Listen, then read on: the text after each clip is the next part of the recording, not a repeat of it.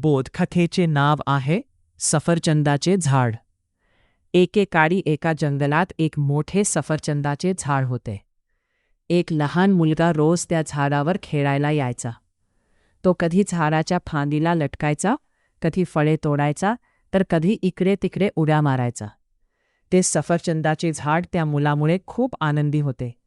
अशीच अनेक वर्षे गेली. एके दिवशी अचानक तो मुलगा कुठेतरी निघून गेला आणि परत कधीच आला नाही. झाडाने खूप वेळ त्याची वाट पाहिली, पण तो आला नाही आणि झाडाला वाईट वाटले. अनेक वर्षानंतर तो मुलगा पुन्हा झाडाकडे आला, पण तो थोडा मोठा झाला होता. त्याला पाहून झाडाला खूप आनंद झाला आणि त्याने त्याला आपल्यासोबत खेळायला सांगितले. पण तो मुलगा दुःखी होऊन म्हणाला की तो आता मोठा झाला आहे आणि आता त्याच्यासोबत खेळू शकत नाही. तो मुलगा म्हणाला, आता मला खेळण्यांसोबत खेळायला खूप आवडते, पण त्या विकत घ्यायला माझ्याकडे पैसे नाहीत. झाड म्हणाले, दुःखी होऊ नकोस. माझी सफरचंदन तोड आणि ती विकून खेळणी विकत घे. मुलाने आनंदाने सफरचंद तोडली आणि ती घेऊन गेला, पण तो बराच काळ परत आला नाही. झाड खूप दुःखी झाले.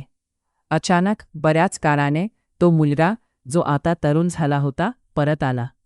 झाडाला खूप आनंद झाला आणि त्याने त्याला आपल्यासोबत खेळायला सांगितले. पण मुलगा म्हणाला, मी आता झाडासोबत खेळू शकत नाही.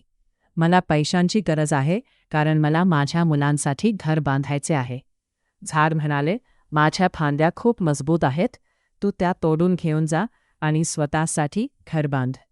मुलाने आनंदाने सगळ्या फांद्या तोडल्या आणि त्या घेऊन गेला. त्याला पाहून झाडाला खूप आनंद झाला, पण तो कधीच परत आला नाही. आणि पुन्हा एकदा झाड एकटे आणि दुःखी झाले. अखेरीस बऱ्याच दिवसांनी तो थकून भागून आला.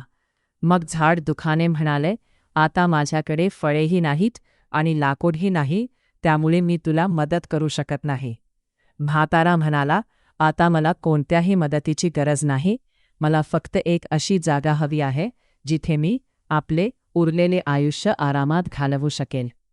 झाडाने त्याला आपल्या मुलांमध्ये आश्रय दिला आणि तो वृद्ध माणूस तिथे कायमचा राहिला. तात्पर्य, आपल्याला नेहमी मदत करणाऱ्यासोबत कृतज्ञ असावे.